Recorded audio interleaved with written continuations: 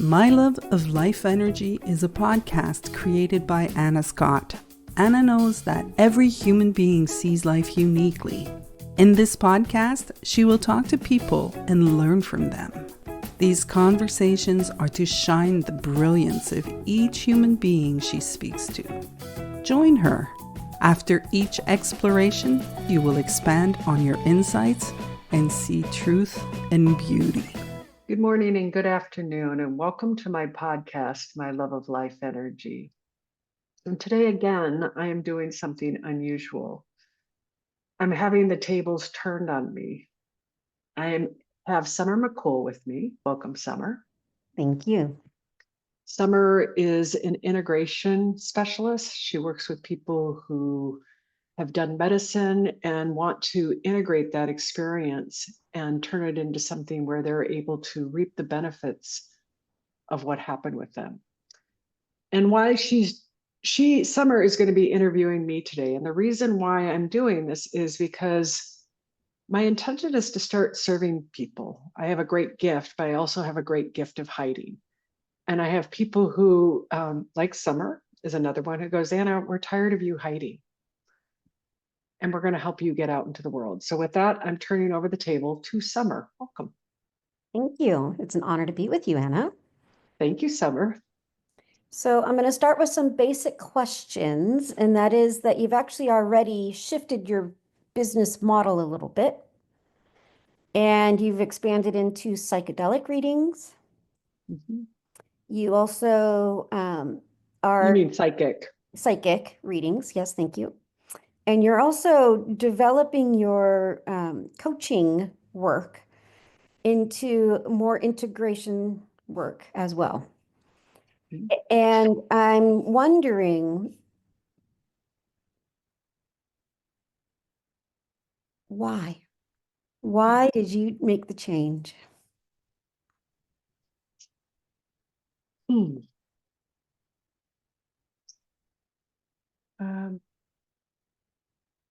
I think that as I've grown, I'm a lifelong learner. And so I see more. And I've developed myself more. And in doing that, naturally what I offer transforms so that I can be of greater service to people. One of the things I've heard you mention in the past is that one thing that you help people, you support them in, is when they're making a big change in their life, such as a career change, or maybe even following their own calling. And what is it that you've learned that matters for somebody that's considering something so great as that? A couple things. One is that when we make a big change like that, we have to step into the unknown. And when we have a career, like I used to work in the tech industry with a salary, stock options, healthcare. And when I decided to do my coaching, I left all that and I didn't know how I was going to make money. And there was no what appeared to be a stable income. And I had to learn how to trust something other than the outside world. And what I learned was to trust myself and trust myself in the unknowing. And trust that life would support me. And I think that's the part that I offer people is that trust.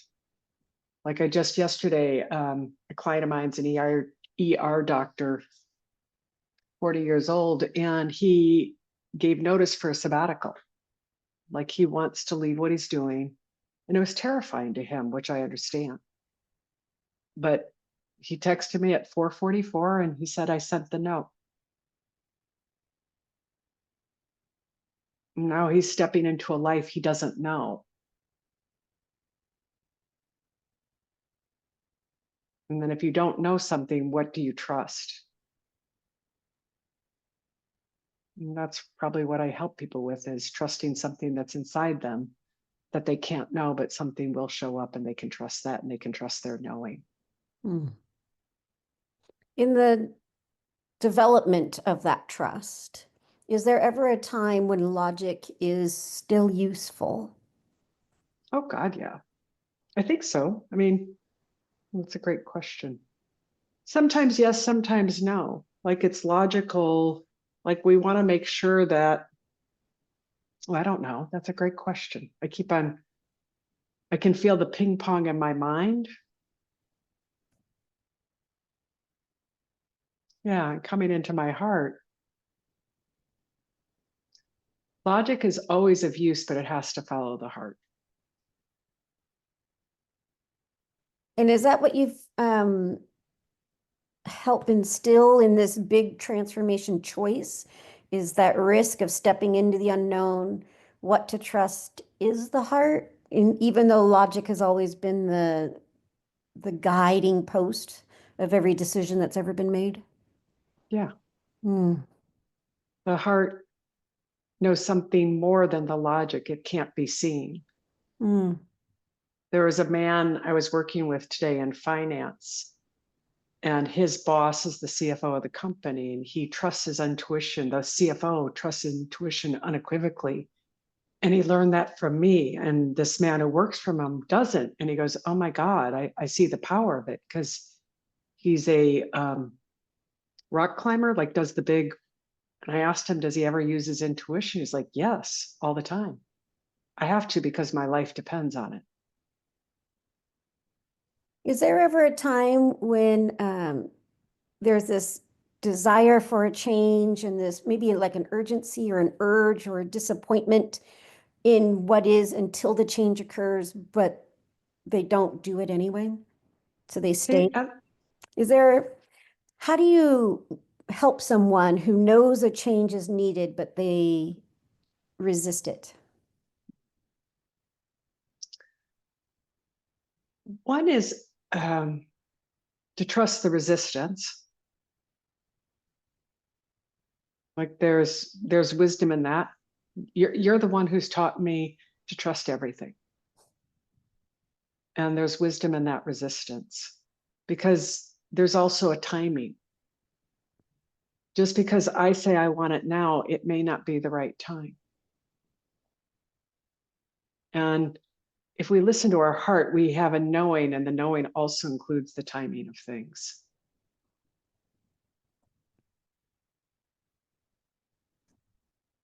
So for people getting ready to change a career, how can they tell the difference between moving career or like job to job versus following their calling?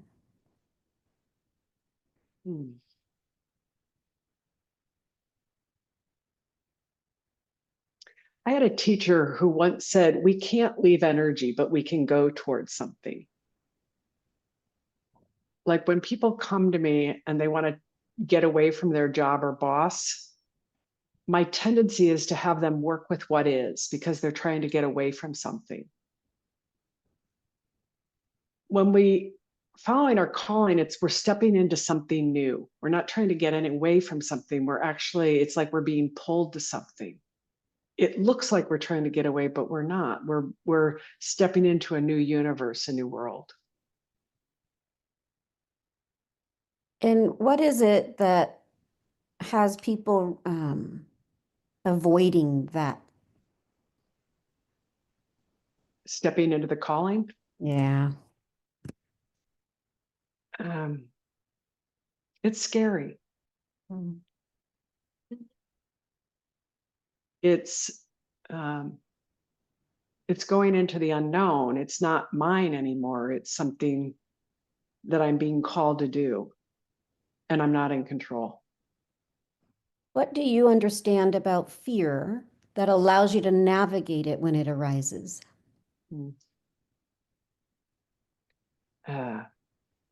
Well, so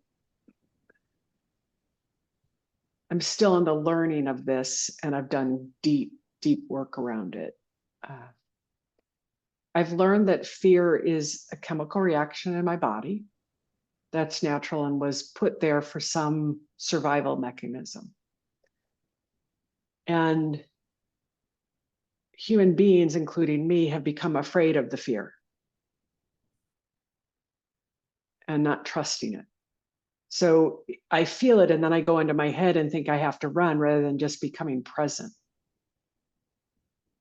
And when I slow down, which is for me, if you know me and you know me, I like to go really fast, is I begin to differentiate between my thinking about the situation and what's true about the situation. And they're usually really different.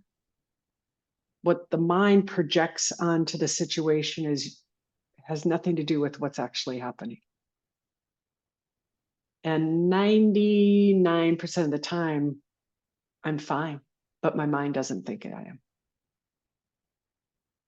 And so if I can help people see that or slow them down enough to see that it's fine. And fear also has a lot to do with the future, what we project and we make up about the future. And we don't see where I'm using my imagination to create that reality, and then I become afraid of it. So it's like, can I just be here, see what's true, stay with what's true right now, and then create a future that I can step into? And is it that presence of clarity of perception that allows you to create a future that you can step into? That with imagination, Summer, one of the like mic drops that you've given me is we can use our imagination to scare ourselves.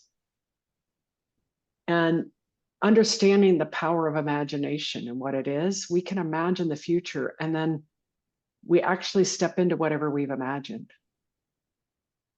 So we can also imagine beautiful. We can imagine beauty, we can imagine love, we can imagine prosperity, connection. Yeah. Yeah. So as a coach, one of the things that I think is in the world around coaches is, especially for you, an element of your work is career coach. And sometimes people think of like interviews and resumes and how to do that well. But I don't believe that I've ever heard you talk to that in any of your work. And so when you talk about being a career coach, what is your lens of focus? My lens of focus is to get people aligned with their heart and what's true for them. And then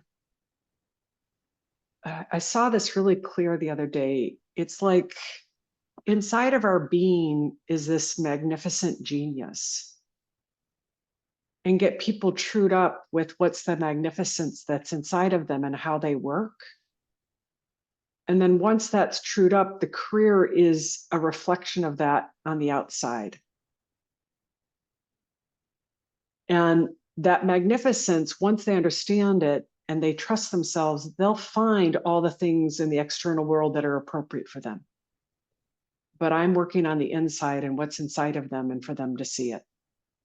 Because once that's trued up, the rest becomes easier. Which is where they either stay where they're at and the circumstances seem or feel better, or they actually leave because they're stepping into a bigger Something new. alignment, something different. Okay.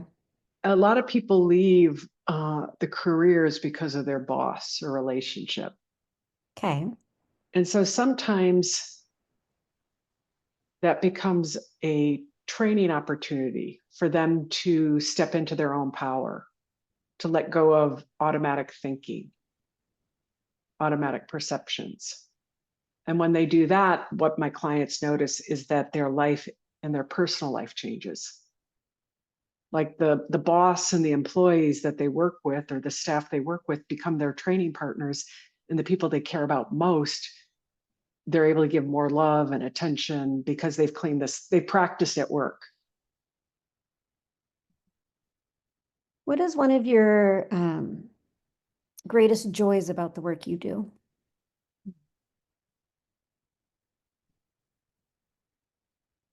God, there's so many. I'm going through my Rolodex. I remember one woman I worked with, she was an executive, and she was struggling with her boss. And she had made it, I forget, I think it felt like she was rejected or dismissed. And she was a senior executive, and I just had her stay in her job for a while. I'm like, you already have a job. You have a phenomenal job. Don't quit until this is cleaned up. Like, don't go to something that's crappy. Look for the thing that would be so phenomenal.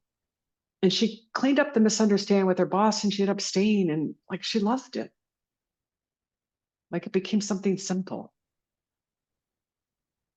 I love that. I loved the client who was like CIO of like won a tech startup award or CIO, and he went and started his own health business. He did what he loved. Like he stepped into the unknown and started this beautiful business based on what he cared about and what mattered to him, and is living this rich life with his wife and 3 kids. Like that to me is such a win. And it's giving to the planet, it's giving to him, his family, and it's, giving to the community. So it's the generative effect of everybody benefiting. Mm-hmm. Oh, that's lovely. Yeah. With your career work, in what way does the psychic work that you do inform that? I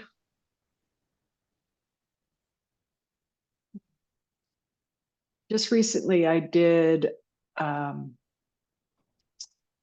reading, like I'm just beginning to play with it with clients. And it had to do with self-worth. And I realized the truth of this woman,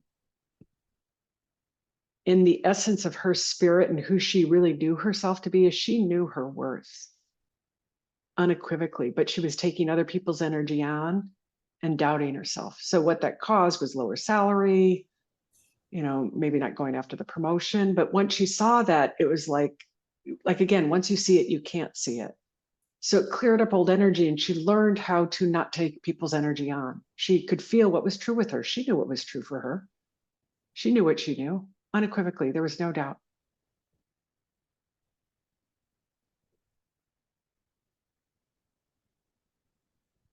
So it's like a way of seeing through some of the layers of perception that we use to cloud our vision to make easier decisions.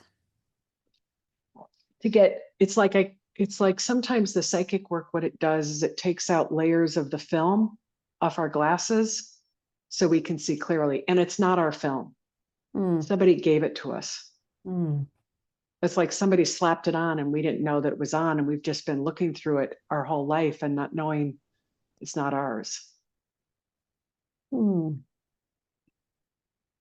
regards to your coaching work, who are like your ideal client? Like, who is the person that you can't wait to hop into a phone call with? So for example, I'm working with this woman, and she's the CEO of a company, and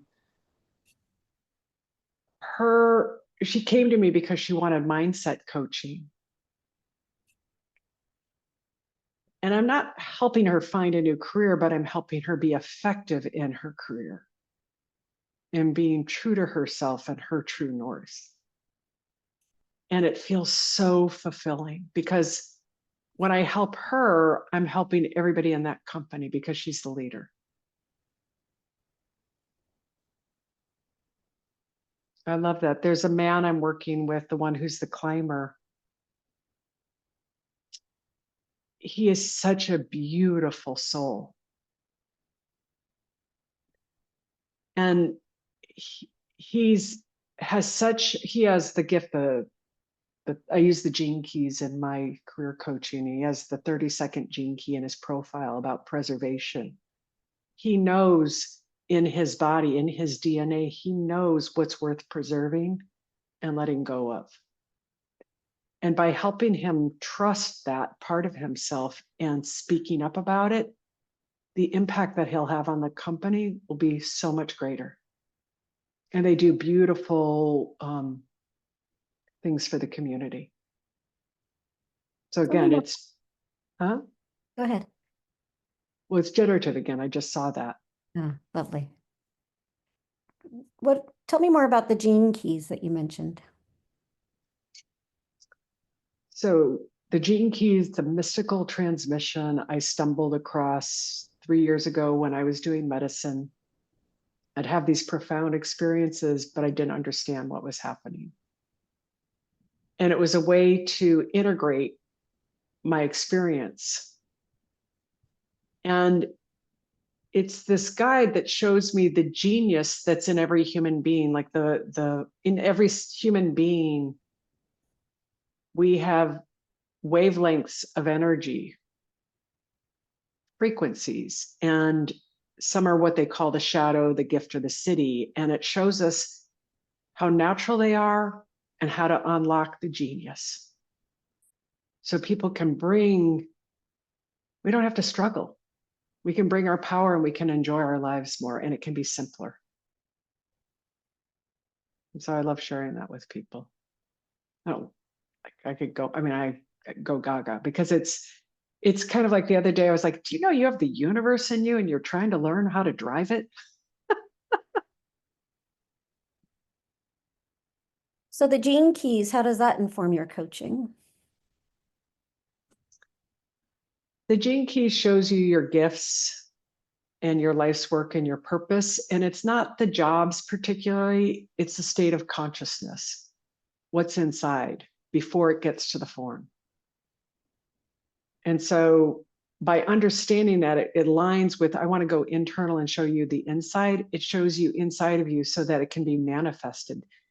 Like, so for example, talking to this man today, it makes sense that he's in building and development because he's like his preservation skills are critical for it. It makes sense. I watch how life finds the path that they're most useful for, where that level of consciousness and skill or competency is useful. At this time in the transition that all of life seems to be in, but specifically here in modern America society, there's a huge transition, huge transformation in regards to what's important and where we place our attention. And given the climate that we are in, what's different about your coaching work than maybe what else is there on the market for people to go get support about? What makes me different is that other people want to tell you what to do and give you the steps of how to do it. And what I'm doing is saying, I know you have your own answers. Let's see them together. Because if I can, this is where I'm really starting to love working with like 24 to 35-year-old people. Because if I can help them now, the rest of their life is going to be set up. And that they can trust what's in their heart. They can deal with the adversity. I've always said there's a pony in the manure. There's a young woman who just came to me who was a therapist who was like, do I continue this? Do I finish my last 200 hours? And I'm like, well, let's meet and find out. But like, let's find out what's in your heart. So I'm not going to tell people what to do. I'm going to help them see it and know how they see it so they can see it the rest of their life and trust it. So the power of that is there's quite a few people out there that do like to be told what to do and what the steps are, and then they like to go fulfill them. And because you don't provide that, what characteristics do people have that tend to like your approach? The people who like my approach are free thinkers. They want to be independent. They have a kind of a wild side, perhaps, as the culture would say, but they're not. They're independent people and they like to think for themselves. Those would be mine. And they're open-minded and they're probably seekers. Like they know there's something bigger going on behind this physical world.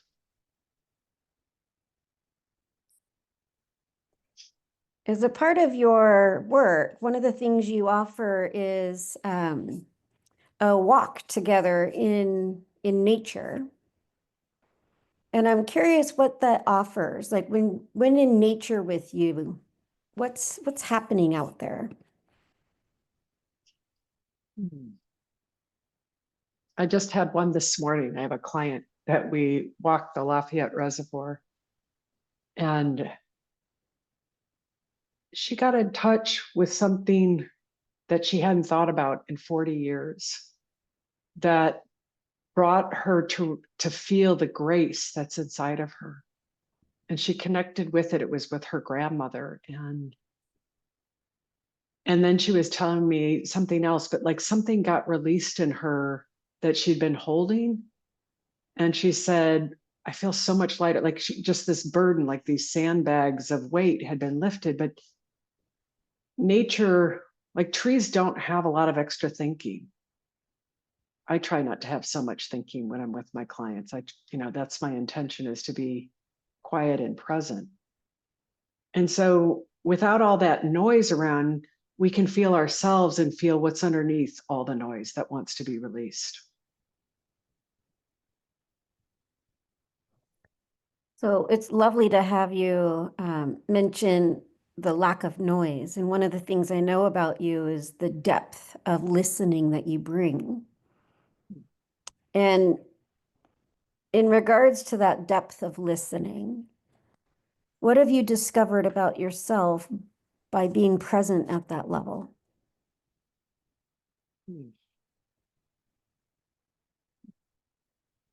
How much love I have for people, for myself, for life, and how perfect it all is.